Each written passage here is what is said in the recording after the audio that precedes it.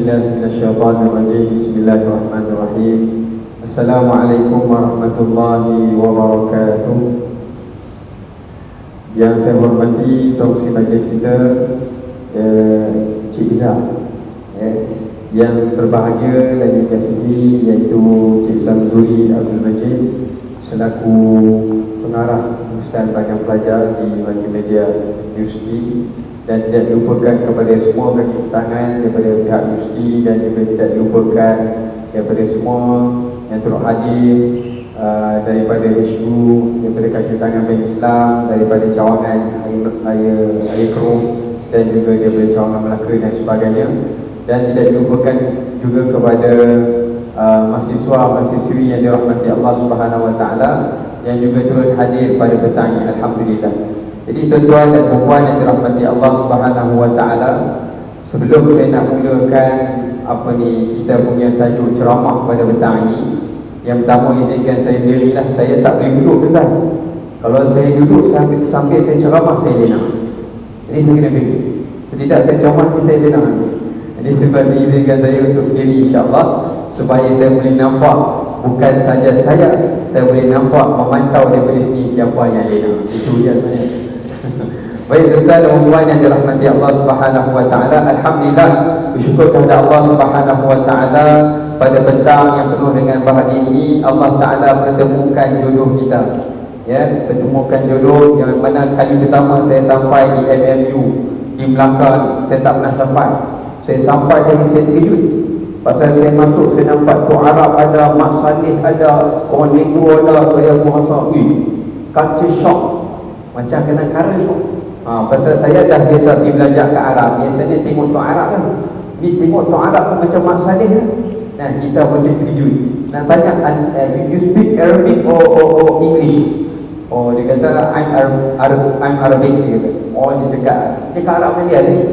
Dia sempat saya sembang untuk Arab ya. Kan? Jadi alhamdulillah, bersyukur kepada Allah Subhanahu Wa Taala petang ini kita dipertemukan, alhamdulillah. Baik tuan-tuan dan puan, mahasiswa-mahasiswi yang dirahmati Allah, jadi kita nak bincangkan tentang tajuk yang satu tajuk yang cukup besar. Tajuk ni kalau kita nak bincang sehari semalam pun tak habis. Pasal tajuk ni, tajuk yang tiap-tiap tahun kita bincang. Nak ceritakan bahawa bila satu peristiwa hijrah, satu perkara yang sangat besar, satu perkara yang sangat agung. Sebab itu dia tidak boleh dirungkaikan pengajarannya dalam masa sehari, tak boleh kan? Cuma di sini bukan kita nak cerita tentang cerita hijrah semua tu. Kita nak ambil pengajaran intibati daripada peristiwa tersebut. Tujuan dia apa? Kaitan kita yang kedua, islah. Kita nak ambil pengajaran, kita nak islahkan diri kita supaya kita benar-benar adalah diklasifikasikan sebagai orang yang muhajir, orang yang berhijrah kepada Allah Subhanahu Wa Taala. Sebelum itulah saya nak tanya, depan-depan ni kenal ke saya? Pasal tak ramai sangat orang kata ustaz, saya tak berapa kenal Imam Budak Hafiz. Pasal kami lebih kenal Haki Lawan Mas tu. Tu dia kenal Haki Lawan Mas. Ya? Pasal apa? Dia memang peminat. Rupanya dia minat Lawan Mas tu pasal dia pengguna setiap politik. Memang dia kenal semua lah. Jadi Imam Budak dia tak pernah kenal sangat. Jadi pasal Imam Budak pun dah tak ada, dan dia buat pencetus rumah pula. Pasal apa? Baru musim ketiga, saya yang musim ketiga yang masuk baru ni Imam Budak, umur dia dah naikkan. Dulu zaman musim pertama, musim kedua dia limitkan setakat 23 tahun kan? Musim ketiga dia naik sampai 30. Mungkin tuan-tuan tak apply. Tidak, tuan-tuan boleh jadi Imam Budak. Tapi tak apa, tuan-tuan makmum muda, tak apa kan? Jadi dia naik sampai ke umur 30. Jadi bila dia kata umur 30, dia kata musim keempat nak naik dia lah. Ini bukan muda lah. Imam bukan Imam Budak kan, Imam Lawan Mas. Jadi tak boleh dah nak buat musim keempat, berhenti dulu. Cuma kelebihan saya ni tak ada apa kelebihan tuan-tuan, banyak musyawarah-musyawarah yang hadir di hadapan saya ni. Cuma kelebihan saya ni sampai ketua orang panggil saya Imam Budak, kemudian berubah orang panggil Imam Budak lagi nak. Jumpa Assalamualaikum Imam Budak. Itu saja dah buku ke jangan tu. Wassalam. Jawab. Itu saja kelebihan, dia tak ada. Baik, tuan-tuan dan puan yang dirahmati Allah Subhanahu Wa Taala. Jadi petang ni kita nak bincang tentang hijrah. Bila kita sebut tentang hijrah, hijrah ni memberi maksud perubahan, ya, perubahan ataupun pertukaran ataupun perpindahan. Kalau pada zaman Nabi SAW kita faham, sahabat faham konsep hijrah itu berpindah daripada negara orang yang bukan Islam kepada negara Islam. Demi untuk apa? Demi nak tegakkan syiar Islam. Itu konsep zaman Nabi. Lagi kita tak payah nak pindah lah. Lagi ada orang pula gantai pak, dia kata saya nak melakukan penghijrahan tahun 1435, saya tak mau dah duduk Melaka, so nak main duduk kat MU Melaka ni. Macam tu. Dia nak pindah ataupun kat sini dia pindah di sana pula. Itu bukan konsep hijrah yang sebenarnya. Sebab kita nak ambil satu hadis daripada Nabi SAW. Nabi sebut, bila sahabat tanya, ya Rasulullah, siapakah ciri-ciri orang yang berhijrah? Nabi pun menyatakan dalam hadis yang sahih, Nabi kata, al-muhajiru man hajara ma nahallahu anhu. Orang yang benar-benar berhijrah untuk Allah adalah orang yang meninggalkan segala perkara yang Allah larang ke atas dia. Itu orang hijrah sebenar. Tentang faham utama kan? Faham kan? Saya Melaka ni tak apa nak pandai cakap. Cuma saya ada kawan orang Melaka. Dia kata, Ustaz, Melaka sedang hak semua tukar jadi you dia dah. Saya kata kacau pula tu. Pasal apa kacau? Yalah, kalau dalam Quran banyak huruf-huruf dia kata takkan tukar jadi you. Alif lam. Wayah gitu Ustaz. Maksudnya pulau atas pagau lah macam-macam. Itu saya tak boleh banyak cakap Ustaz. Minta maaf banyak. Baik. Jadi maksud di sini, kita tengok maksud hadis Nabi. Mana Allah, apa sahaja. Ma tu ialah disebutkan dari istilah bahasa Arab kita ni. Kalau nak faham Quran hadis, kita kena faham Arab. Kalau tak faham Arab, kita tak boleh nak faham Quran hadis. Ma memberi maksud istighraqul jins. Maksudnya meliputi apa saja yang syarak larang, itu kita kena tinggal. Tak kira lah syarak larang tu sekecil-kecil benda ke, atau sebesar-besar benda, semua kena ditinggalkan. Itu maksud konsep orang yang berhijrah yang sebenar-benarnya. Masya Allah. Jadi sebab itu para sahabat, para ulama bila dia hurai hadis ni, para ulama kata apa? Selama mana ada orang yang mengaku beriman kepada Allah, saya orang Islam, hendak percaya saya Islam, ambil tengok identiti kad, my card dia, tengok tu Islam, tapi nama Junaid binti Labu dia. Nama macam bukan Islam, tapi Islam dia terletak atas my card. Islam tu terletak atas nama dia Islam, tapi cara dia punya praktikal dia, kepercayaan dia, keyakinan dia tak langsung Islam. Itu bukan Islam. Sebab Nabi SAW sebut akan berlakunya satu hari di akhir zaman bahawa umat Islam aku ini akan kekal Islam dia pada nama saja. Pada namanya. Tengok nama Muhammad bin Abdullah, ya saya pakai lebay, pakai lebay, pakai baju Melayu, pakai kapalnya kain plekat, keluar daripada tutus sport tu. Ya panggil aku ke siapa?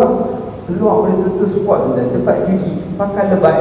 Saya tanya, saya pernah jumpa orang ini, dia tanya, macam apa pakcik pakai lebay datang kat tempat tutus sport? Dia kata, Ustaz, saya pernah pakai seluar jeans, pakai t-shirt, gambar tengkorak lagi. Saya masuk pipi, nombor ekor, tak ada berkat, tak kenal. Jadi semalam saya tukar cara identiti, hijrah. Saya pakai seluar, saya pakai kain plekat, saya pakai baju Melayu, saya pakai kopiah, saya beli. Bismillahirrahmanirrahim. Bagi kat saya tengah sembahyang, Allahu Akbar, ya, nombor tu keluar. Kebetulan surat khabar yang dibaca sebelum sembahyang tu kena nombor tu. Alhamdulillah, beriman tak bagi lagi sami Allah, dia dah Rabbana walakal hamd.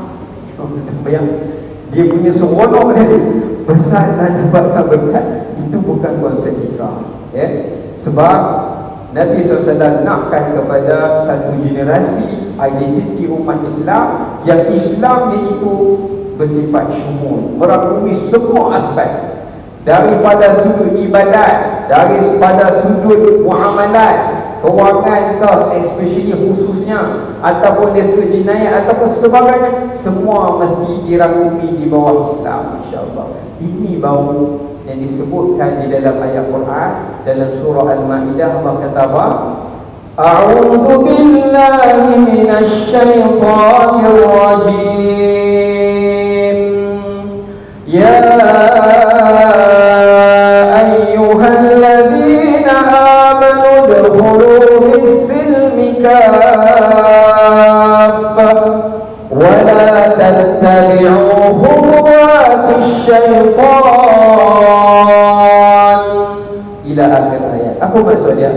Allah Ta'ala turunkan ayat ini bersama tuan-tuan dan puan pasal nak beringat dekat ada sebahagian sahabat yang dia dah masuk Islam tapi dia nak kekalkan corak yang bukan Islam tu. Masya Allah.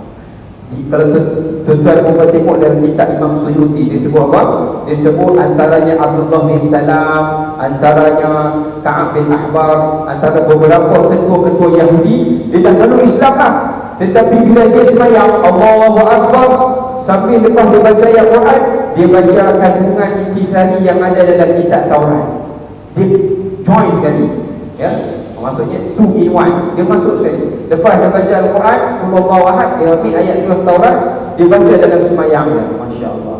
Akhirnya Allah Ta'ala tegur. Allah kata, tak boleh. Walaupun kitab Taurat itu adalah syariat Nabi Musa, tak boleh. Sebab dalam sembahyang semua syarat Nabi Musa dah dimansuhkan dan hanya terima syariat Nabi Muhammad SAW. Jadi maksudnya kita ibadat cantik dah, very good, excellent, hujah, dahi, kitab min asaris sujud.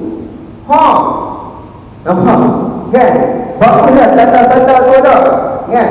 Nampak cabang ada, jambut ada, lebay ada, semua cantik lah.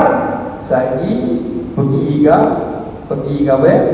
ke bank profesional. Pergi, dia kata saya nak apa? Kontrak. Orang Cina setuju tu lebay main tanda kontrak riba apa kes. Cina tu pun terkejut, contoh orang Islam pun terkejut.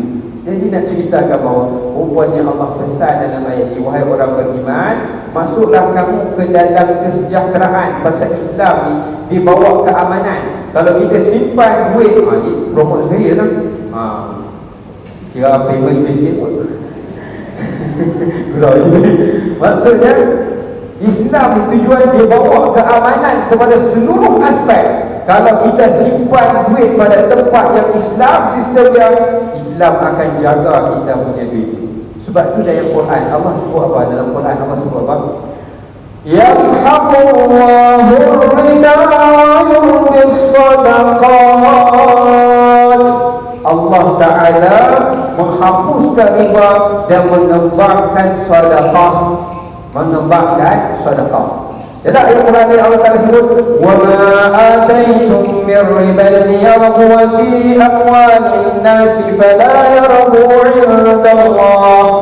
Duit-duit yang kamu hantarkan, masukkan dengan tujuan nak gandakan duit itu, nak cepat kaya, tapi daripada sebab riba, fala yarbu 'inda Allah. Dari segi akaun akhirat, duit itu tak pernah naik. Duit itu statik yang bagi turun, duit itu tak pernah naik. Ya, tapi Allah Ta'ala sebut, wa ma ataitum min zakatin turiduna wajha Allah fa ulaika humul mud'ifun. Tetapi daripada sumbangan duit yang kamu berikan untuk bantu dari sudut Islam, maka Allah akan menaik duit itu. Walaupun nampak dekat akaun bank Islam, tak berapa nak naik hari ini, dia kata. Ya, pasal tadi dah Cik Mai sebut pasal Al-Awfat. Rupanya bukan mata duitan orang biasa, saya pun sama. Setiap bulan bertemu tu, mana nama aku tak naik pun. Nampak? Dia temu nama ada sekali saya tengok Muhammad Hafiz bin Abdul Khalil, nak melompat lah. Rupanya dah sekolah lagi, nama saya tak naik tu. Dan nama ayah KHO, Haji KA lepas. Tak apa lah. Sekurang-kurangnya apa kelebihan dia? Kita banyak doa, ya Allah, tak pernah tinggal doa pasal nak dapat 3 juta. Kan? Itu sebagai contoh, ya.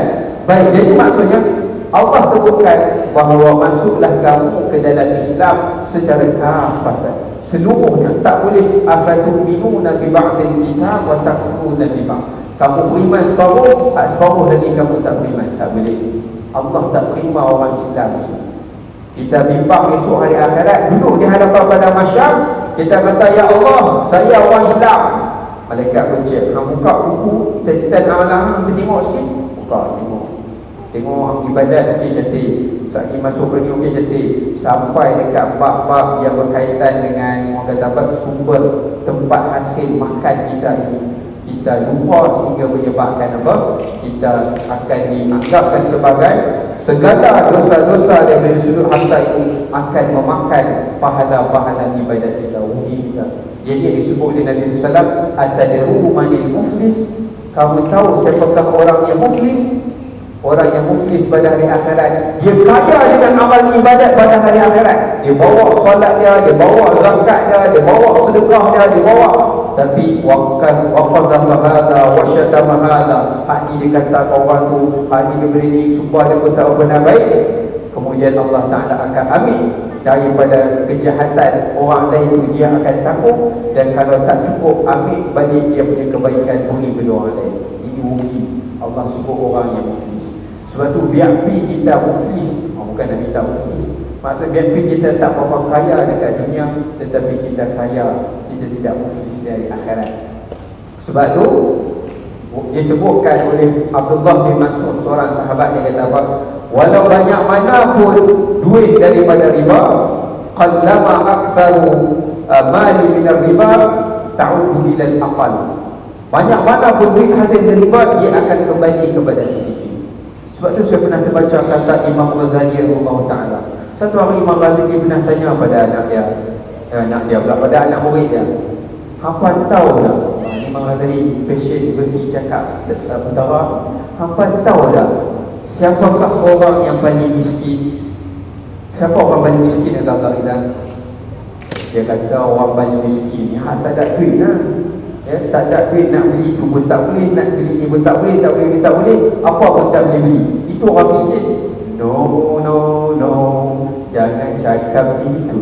Contoh je lah, saya tak cakap beli janji itu. Maksudnya bukan salah tanggungjawab tu. Orang yang paling miskin adalah orang yang sibuk cari kekayaan untuk orang lain. Pasal apa pula Ustaz? Pasal apa pula Ustaz? Pasal apa pula tu? Maksudnya orang yang paling miskin, orang yang sibuk cari harta dunia. Dia cari, kumpul, masuk dalam akaun dia. Dia kata, ni duit aku ni pasal nama saya. Tapi dia terlupa bila dia mati, duit tu boleh ke sabar? Duit tu boleh ke sabar? Bolehkah anak dia, bolehkah isteri dia, elok cantik dia, habis dia meninggal. Di sini dia kata, bang, TPS abang ada 500,000, dapat habis saja indah, dunia janda berhias pun dapat kenal lagi seorang, naik kereta Ferrari, saklah hormat arwah suami saya ni, bapak berhenti depan kubur. Assalamualaikum bang, ada suami baru ni nak kenal kat abang, tak sempat lah, minta maaf lah nak kereta abang duit masa ibu dia ada saya beli kereta ni yang halal nak minta maaf, minta lah abang kekal di dalam kubur, tidak kena selamat. Ni kawan dulu dalam tu berasap, dia kata mampu tingkat semua. Kalau tahu masuk orang contoh dia lah. Baik, tuan-tuan dan puan dirahmati Allah Subhanahu wa Ta'ala sekalian. Jadi maksudnya tidak dari jauh ni, cuma saya nak sentuhkan sedikit tentang isu makan yang adalah satu benda yang sangat penting. Bahkan Allah dahulukan perkataan kepentingan menjaga halal berbanding berkenaan dengan iman. Dalam satu hadis, kalau kita baca hadis 40, Allah Ta'ala kata apa? Ya ayyuhar rasul kulu minat tayyibat wa'amalu salihan. Wahai para rasul, Allah panggil semua para rasul, wahai para rasul sekalian, kulu minat tayyibat, makanlah daripada benda-benda yang halal, bersih, suci, benda yang diiktiraf oleh syarak, yang tak ada syubhat. Wa'amalu salihan, kalau kamu jaga makanan di hidup, mudah kamu nak beramal. Lepas Allah suruh perintah makan, jaga makan, Allah Ta'ala kata, kamu beramallah kamu dengan amalan yang soleh. Maksudnya prasyarat nak diterima amalan soleh itu sumber kena halal. Nampak? Kita takut 40 tahun semayang, Allahu Akbar, 40 tahun semayang, tapi dia terlibat dengan riba, Masuk pergi dalam akaun, buka buku cacitan amalan. Ya Allah, mana pergi pahala solat saya tak ada ni. Malaikat rumah cantik dah hantar updated dah. Macam Islam. Tak ada cakap gitu. Kan? Dia kata, tak update dah malaikat. Malaikat kata, terlebih update dah. Cuma tak ada dalam rekod ni. Sebab tu dalam Quran Allah Ta'ala sebut kata-kata orang yang berlaku pada hari akhirat. Qalu ya wailatana ma li hadzal kitab la yughadiru saghiratan wa la kabiratan illa ahsaha. Hari akhirat orang akan caci maki buku amalan dia. Apa punya buku? Aku pintakan boleh cantik. Maksudnya sekecil-kecil benda sampai sebesar-besar benda ditulis dalam Quran. Jadi kita tanya, ya Allah, mana pergi amalan pahala solat saya? Tak ada ni. Check account dah masuk dah, kan? Tulis kat situ password error. Masuk ni pasal dia bahagian multimedia. Dia pandai lah bagi IT. Dia masuk key balik. Dia kata access denied. Tu blok Arab tak blok Inggeris tu. Dia kata ni salah password tadi. Tak boleh ni. Rupa-rupanya pahala ibadat itu Allah tak terima. Masya-Allah. Kan? Sebab tu ada setengah orang yang kata, Ustaz tak apa Ustaz, saya ambil hantar Arab saya tak makan. Sebab Nabi sebut, kullu lahmin nabata bil haram fannaru aula bi. Setiap benda yang sumber daripada haram, neraka lebih layak untuk dia dibakar. Saya tak makan Ustaz, saya buat di rumah, saya buat di kereta. Kan? Dia tak tahu dari sudut penggunaan. Setiap kali dia guna benda yang haram, dia juga akan dapat hasil dosa yang haram. Nampak Ustaz? Baik. Jadi sebenarnya nak cerita tadi hati kona lain. Minta maaf Ustaz. Baik, jadi sebenarnya jadi kita sebut tentang soal hijrah. Hijrah ni dia mesti berkait tentang bukan soal perpindahan tempat. Tapi kita nak sebut tentang konsep hijrah. Hijrah itu adalah kita bukan rebranding, tapi new brand. Kita lahirkan satu jenama yang baru, watak yang baru, bukan watak kita nama bukan. Kan? Watak yang lama. Saya ingat tuan-tuan, saya pernah bawa seorang jemaah haji. Jemaah haji berada jemaah umrah. Ini bukan nak promosi sebagai nak pergi umrah dengan saya boleh, tidak bukan. Ya. Tak ada kena-mena yang hidup dalam ini. Ya, jadi pernah bawa seorang jemaah pergi umrah. Jadi nak tunjukkan pakcik 2 kali dah ni. Dulu dia pergi, dia tak pandai baca Quran. Masya Allah. Dia pergi, dia dengar, dia tengok kat Masjid Haram tingkat 2 orang baca Quran. Budak-budak kecil 2 hafal kan. Dia tanya, bawa budak dulu goyang kepala. Tak pening lah. Dia bukan goyang kepala pakcik, dia hafal Quran yang mana betul kena goyang.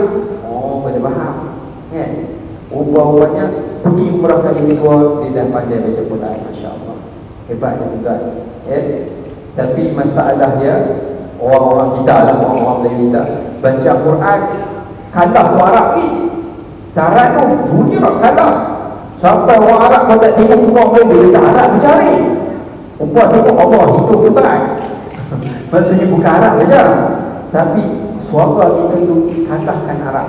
Sebab tu sini saya ada dilegam Allah saya pasal dalam program tilawah hafazan Quran kan. Hafazan Quran apa ni pensyarah dia suka orang Melayu baca daripada tu Arab baca. Tu Arab baca sahabat baca. Dan kita ulama-ulama pun dari muntafid alladhi itu mula semayang belakang dia jenuh kita. Macam tu lah senama Robi tu kan. Tetapi nak tunjukkan bahawa pakcik perubahan dia. Dia baca Quran, dia cuba faham tentang makna kita ni. Masya Allah.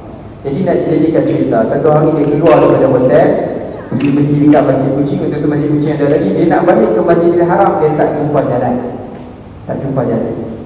Dia nampak tu Arab, Assalamualaikum. Arab jawab, Waalaikumsalam warahmatullahi wabarakatuh ya Habibi. Dia kata sudah, jadi pakai apa?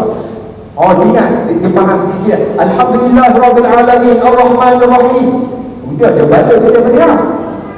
Arab dia kata, aku tanya bilik dia beriak. Ini kena hebat Arab ni. Jadi tu Arab tu bertanya, apa yang saya boleh bantu kamu? Kiai Sa'ad Turi, ada apa-apa bantuan yang saya boleh bantu? Dia pun nak kata, aku ni sesat jalan ni, tapi dia jenis kaki hafal Yasin kan, kita akan jadi kaki hafal Yasin. Dia pun kata, dia teringat satu ayat, inni idzan lafi dhalalin mubin. Sesungguhnya sesungguhnya aku dalam kesesatan yang nyata. Ayat ni Allah sebut bagi orang kafir. Orang kafir kata aku ni sesat semua. Dia pergi guna ayat tu kata dia sesat. Tu orang kata hak sesat teruk ni. Bukan sesat dia dah sesat murakab ni. Kan? Sampai sesat-sesatnya bukan sesat jalan dah, sesat agama boleh. Tu orang setuju ke dia boleh tahan. Semua cakap dengan keluar Al-Quran. Tu tu orang tu kata lah okey. Dia boleh pandu kawan juga nak nak pergi mana? Dia nak cakap dia nak pergi Masjidil Haram. Confident dia cakap ihdinas sirat ila Masjidil Haram.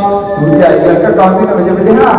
Rupanya guna ayat tu, tunjukilah aku ke Masjidil Haram. Oh, tu orang kata hebat sebut. Aku tak pernah cakap ni orang dengan orang yang guna ayat Quran semua ni. Rupanya hantu yang dia faham, dia gunakan, tak apalah. Balik orang dia tak sesat. Betul tak?